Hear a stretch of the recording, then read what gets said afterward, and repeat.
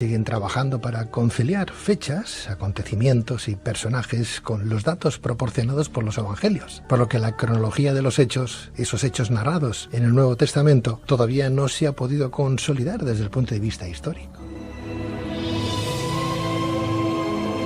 En este sentido, nuestros siguientes invitados apuntan en su última obra que actualmente no sabemos cuándo, quién ni dónde se escribió el Nuevo Testamento, y los nombres de Mateo, Marcos, Lucas y Juan son meras atribuciones especulativas. Pero es cierto que el primer documento cristiano de la historia fue un trocito de papiro encontrado en Egipto. ¿Qué se entiende por literatura comparada y qué procedimiento requiere su estudio? ¿Cómo está elaborado el Nuevo Testamento a nivel literario? ¿Podría tener el Nuevo Testamento alguna fuente egipcia? ¿Qué es exactamente la escritura demótica? ¿Qué similitudes existen entre Jesús de Nazaret y el personaje de Si-Osiris que aparece en el cuento egipcio de Setme II?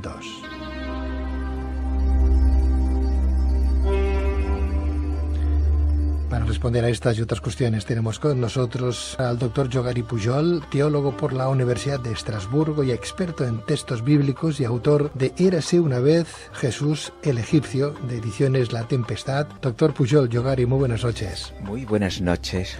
Quiero también saludar a nuestro buen amigo David Allen, investigador, conferenciante y creador también de las ilustraciones que aparecen en este libro. David, muy buenas noches. Buenas noches, Pedro, y gracias por invitarnos. Vamos a entrar en materia y para empezar, y antes de analizar esta última obra, ¿qué diferencia existe, Yogari, entre la visión teológica y la visión exegética de los acontecimientos narrados en este Nuevo Testamento? Bueno, pues aquí en este libro intento explicar cosas que me parecen a mí fundamentales para poder entender lo que significa una investigación a fondo. Y aquí tenemos ya la primera distinción entre un teólogo y un exégeta. Mis estudios son de teología, pero tienen un sesgo, tienen algo muy especial que podríamos comparar con medicina legal, o sea, el que hace la autopsia, ¿verdad?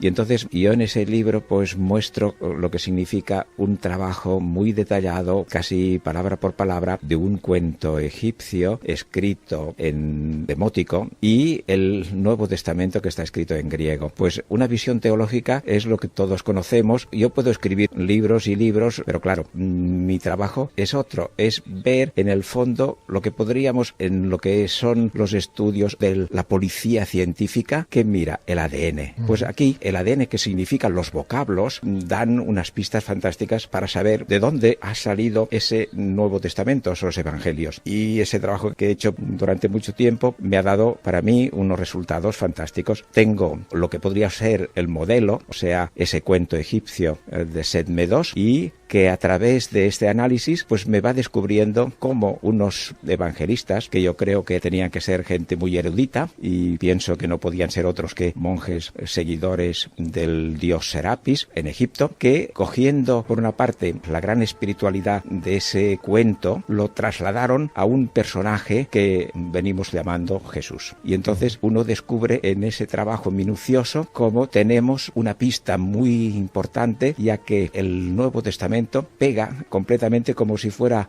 digamos, un doble, y vemos que cualquier cosa que Jesús hace o se le atribuye, uno lo puede leer perfectísimamente bien, pues en ese cuento. A tu entender, entonces, según los exégetas, ¿el Jesús que conocemos sería una invención? Sí, es un plagio, o sea, un plagio muy bien hecho, pero que no es una fotocopia. Entonces nos equivocaríamos muchísimo si pensáramos que es una fotocopia. Es casi, y en algunos aspectos, como muestro en el libro, casi es rozando la fotocopia. ¿Jesús histórico existió, el que conocemos? El que conocemos está hecho de muchísimas cosas y de un gran sentimiento, como expreso en el libro. El Jesús histórico, de cara a una investigación exegética, o sea, de un estudio minucioso de la policía científica, no es necesario que haya existido ninguna persona que se llamara Jesús. ¿Por qué? Porque todo lo que sabemos o leemos en el Evangelio, en el Nuevo Testamento, todo lo encontramos en textos egipcios. Y en este especial, en ese cuento de Setme II, muchísimas cosas sobre Jesús están aquí desveladas. Por lo tanto, ¿existió un personaje que se llamara Jesús? Bueno, digamos, desde el punto de vista científico de mi trabajo, no es necesario que haya existido para nada. no es necesario que haya existido, pero existió un Jesús. Otra cosa es que se le atribuyan atributos de ese cuento egipcio de Set Medos. Eso de que haya existido hay que probarlo. No hay ningún testimonio. Y es igual, que si ha existido un Jesús, ¿qué ha hecho? ¿Qué ha dicho? No sabemos nada de él. En el fondo, es igual. Ha existido Jesús. Muy bien, ha existido. ¿Y ahora qué? ¿Qué hacemos con ese Jesús que ha existido? No hacemos nada. No sabemos nada de él. ¿Les gusta que haya existido un personaje que se llamara Jesús? Pues muy bien. Yo no tengo ningún problema, pero nos quedamos a cero. No produce nada. Esto es un nombre, Jesús, pero ya me dirán qué es lo que ha dicho, qué es lo que ha hecho, porque cualquier cosa que haya dicho o hecho lo encontramos en los textos egipcios. Flavio Josefo y compañía, cuando hablan de Jesús, por ejemplo, o Mateo o Marcos, por ejemplo.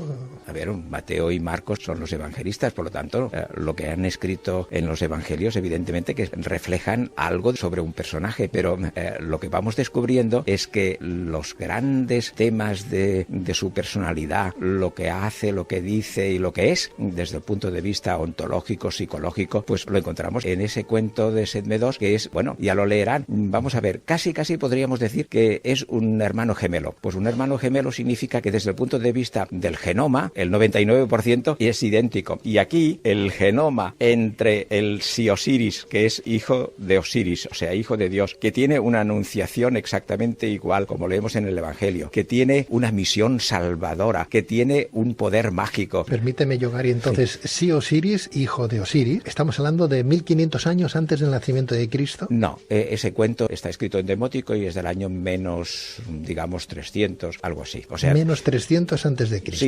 Sí, porque el Demótico aparece, pues, en menos 400, menos 500 hasta el 400. Es una escritura que ha tenido, pues, unos 800, 900 años de vida. Y se acabó porque los cristianos empezaron a destruir todo. ¿El Demótico de qué provincia es? En egipcio hay tres formas de escritura. La primera es de los jeroglifos. Podemos decir que los primeros testimonios, pues, son del año casi menos 3000, pero luego, al cabo de 1000 años o 1500, estos jeroglíficos se fueron transformando en otro tipo de escritura. Y luego esta de escritura, 1000 años o 1500 más tarde, se transformó en algo de una escritura cursiva, que se llama demótico porque demo significa pueblo, o sea, un tipo de escritura que se parece bastante a la escritura árabe. ¿Por qué desapareció? Desapareció porque el cristianismo quiso, en el siglo IV, hacer borrón y cuenta nueva y destruyó la cultura de Serapis y todo lo que ya sabemos de destrucción. Cuando una religión o un poder llega, y esto ocurrió en el siglo IV y por obra del cristianismo, que destruyó, pues, todo eso. Y hoy no podríamos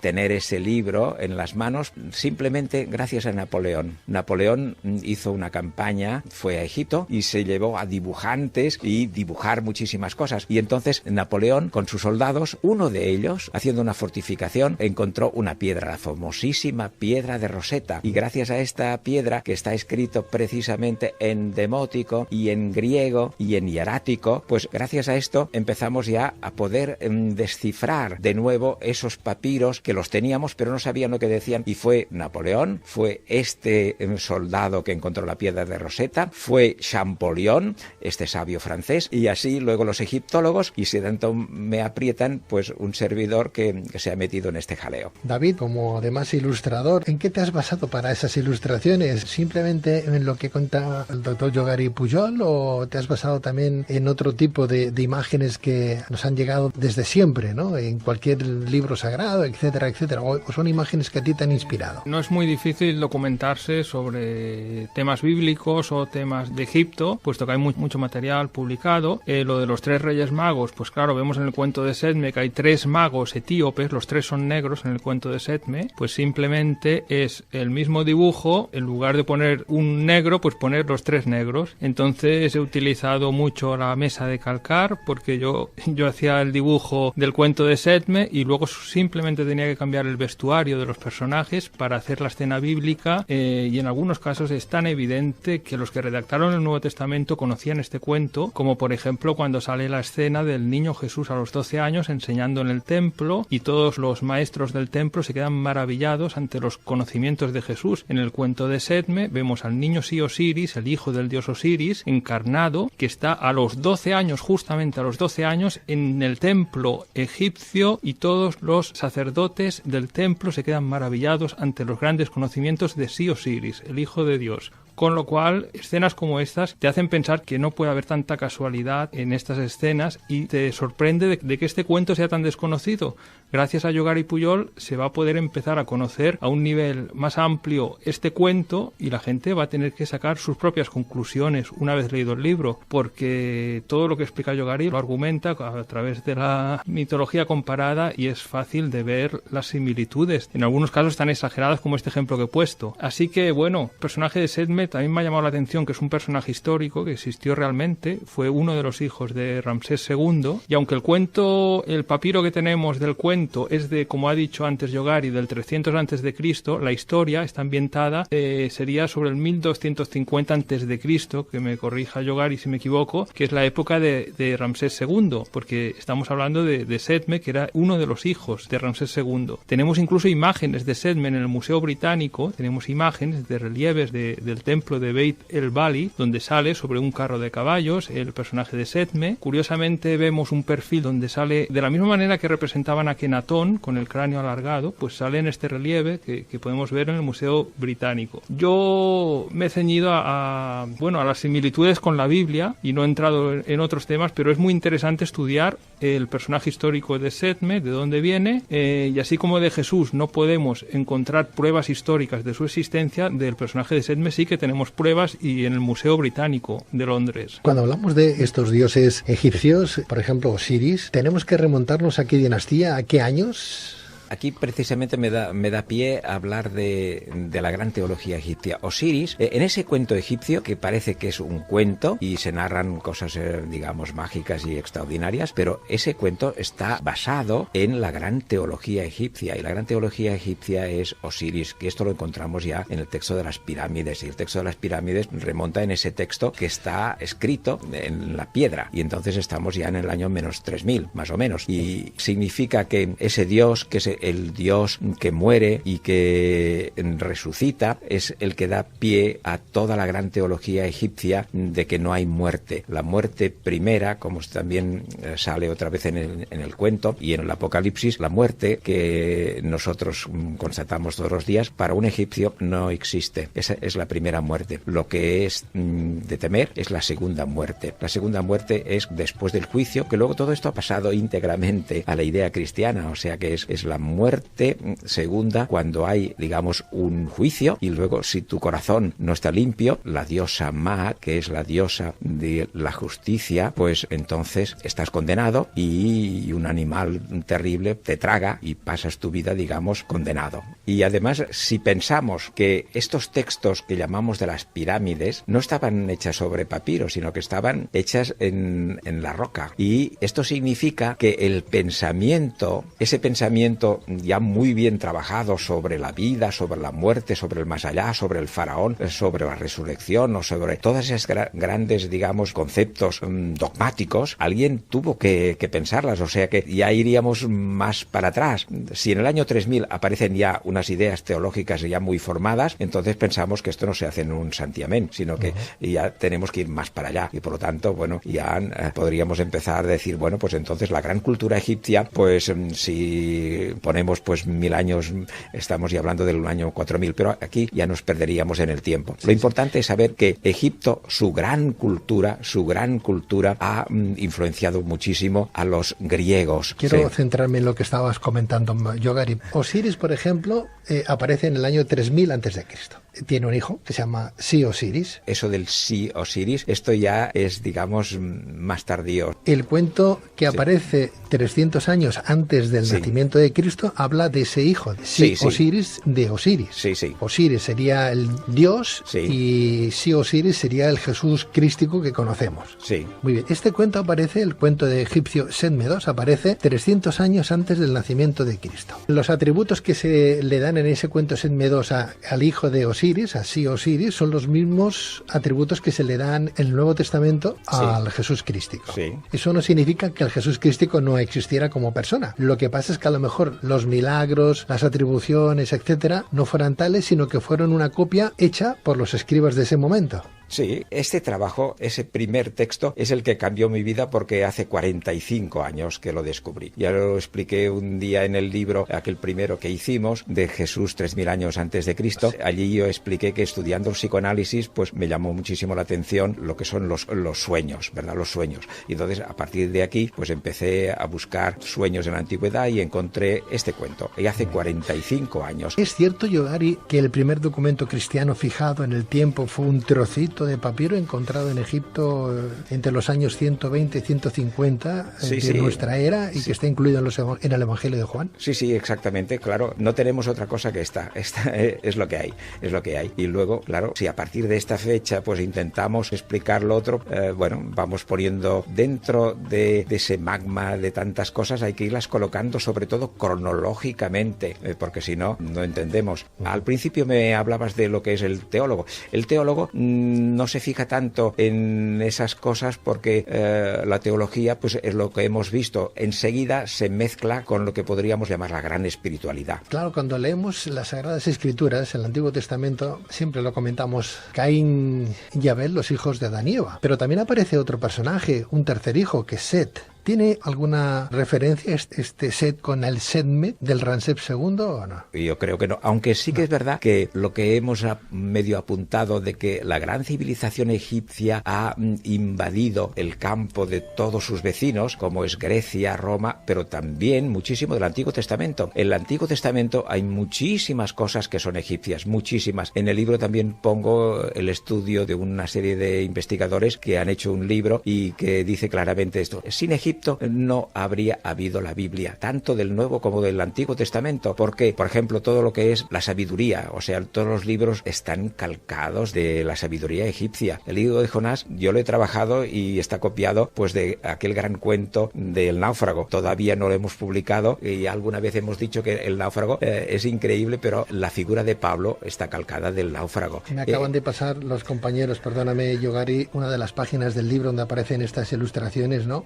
Tusquet está hablando, tu esposa ha concebido de ti el niño que dará luz, te llamará Osiris y serán muchas las maravillas que él hará en la tierra de Egipto, ¿no? Es como si el ángel que se le está apareciendo, ¿no? Está el ángel también en la otra página. De alguna manera ha sido haciendo esa comparativa, ¿no? David ha sido mirando en una página vemos lo que aparece desde el punto de vista histórico, ¿no? En esos escritos antiguos y en ese cuento, y en el otro lado lo que nos han venido enseñando. Se le aparece el ángel de la Anunciación, etcétera, etcétera, ¿no? Como te venía diciendo, prácticamente es una calca el texto y en los dibujos pues también. Simplemente tienes que coger la misma imagen y cambiarle el escenario, la ambientación, pero claro, aquí también es importante el nombre de la Tusquet, que es la madre de Osiris, que significa la llena de gracia, y la Virgen María, que también tiene similitudes los nombres, porque también se la considera a María la llena de gracia. Entonces, aquí claro, Setme sería José, el padre de Jesús, pero que en realidad la concepción de Osiris es divina, es Osiris su verdadero padre, igual que el verdadero padre de Jesús es Dios, ¿no? Entonces, claro, vemos unas similitudes pues muy grandes. Entonces yo una vez hacía la escena del cuento de Setme, solo tenía que calcar el dibujo y ambientarlo con la ambientación de la época bíblica, ¿no? Yogari, quiero seguir profundizando. Antes hablábamos del demótico, tú eres un gran especialista, has investigado estas fuentes egipcias. El demótico en sí, si alguien nos pregunta, oye, ¿el demótico qué era? ¿Qué podemos decir? ¿Cuántas palabras tenía el demótico? Si es que tenía palabras, tenía vocales, tenía consonantes, pero en sí, ¿el demótico cómo era?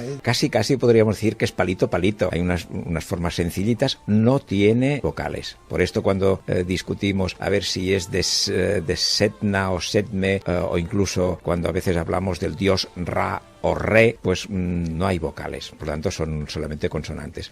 Y la gramática, pues creo recordar que mi profesor hablaba de que había toda una serie de semejanzas entre el egipcio y el hebreo, o los lenguajes de este tipo, de estas zonas. Y bueno, metiéndose dentro uno va descubriendo pues que bueno, es un idioma próximo. Es un mix entre el egipcio y el hebreo y todos son consonantes. Bueno, sí, son consonantes, sí, o sea que los vocales no. Pero los investigadores investigadores, como no se dan nunca por perdidos, pues entonces incluso hablan de que la sonoridad y cómo podría esta frase, vocalizándola, etcétera. Pero esto ya nos aparta muchísimo de nuestro estudio. A nosotros nos da igual que sea sedma, sedne o lo que sea. Lo importante son las consonantes, porque STN significa escuchar, y el que escucha a Dios lo pone en práctica, y el que lo pone en práctica es el justo. Claro, si podemos confundir entre ra o re en un momento determinado, también podríamos llegar a confundir los postulados de tu investigación con los otros postulados. O sea que podría haber confusión. Yogari, permíteme que haga de abogado del diablo. Tú te podrías haber equivocado en esa traducción, en esas semejanzas, en ese paralelismo que tú le encuentras al Sedme 2, a ese cuento, a lo que aparece en el Nuevo Testamento. No veo por dónde se puede coger esto, porque no tiene nada que ver. Hay un texto y luego pues la traducción, que está en griego. ¿Significa lo mismo que re? Sí, exactamente, es la pronunciación, o sea que no sabemos, es igual. Y decimos maitusket, puede ser meituskit. Evidentemente que los campos científicos son muy amplios. Yo he trabajado el texto demótico en comparación con el Nuevo Testamento, que está escrito en griego. No hay posibilidad de duda. Doctor Yogari Pujol apunta que sus conclusiones son que todo lo que piensa y dice Jesús es egipcio. Todo lo que hace Jesús es egipcio, y todo lo que es a nivel ontológico es egipcio. En este sentido, asegura en su libro que toda la flor innata de la literatura teológica, política y mítica está colocada en el cálamo de unos monjes escritores del monasterio de Saqqara en Egipto. También hay que decir, por ejemplo, que hay similitudes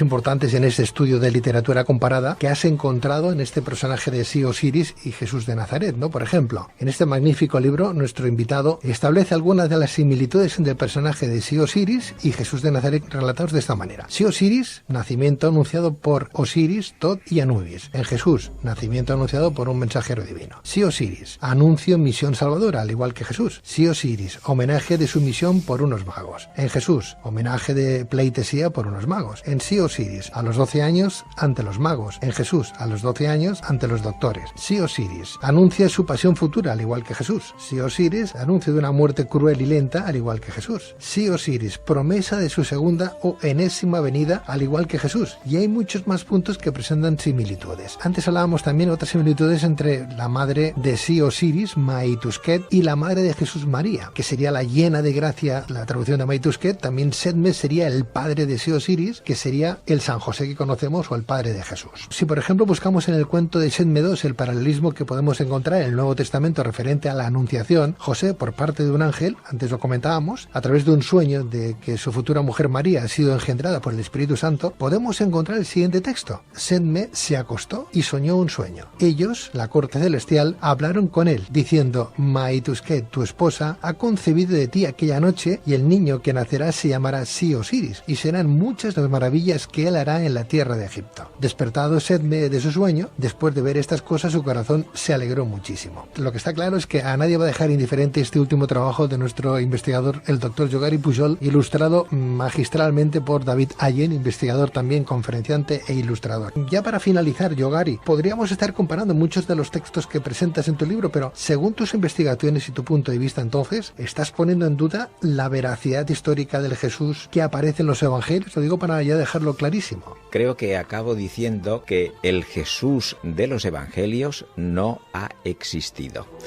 Si alguien cree que ha existido otro Jesús, el histórico, yo no tengo ningún problema, pero entonces tendrán que explicarme cómo se hace este nexo, porque yo creo que no hay nexo, no existe este personaje, pero yo no pongo tanto hincapié, porque mi trabajo científico es poder demostrar que el Jesús o el Jesucristo de los evangelios está copiado de la literatura, de la gran literatura popular como son los cuentos, y después de la gran teología de las pirámides y de los grandes textos, que hoy no tenemos tiempo para poder hablar, pero es un calco, es un plagio, un 99%, o sea que si alguien lo ve distinto, por eso acabo diciendo: ¿y tú, Jesús? O sea que yo soy un hombre de diálogo y no tengo ningún problema. Podríamos hacer un día una tertulia con el doctor Piñero también para buscar esas otras referencias, ¿te parece bien? Con Antonio Piñero siempre le estoy muy agradecido y yo lo he considerado siempre un gran amigo. Ahora, como él lo dice somos no enemigos, muchísimo menos. Ojalá yo supiera lo que sabe él, pero somos adversarios porque él pues tiene otra visión. Hay que decirlo, él tiene muchísima cultura, pero en cambio no conoce.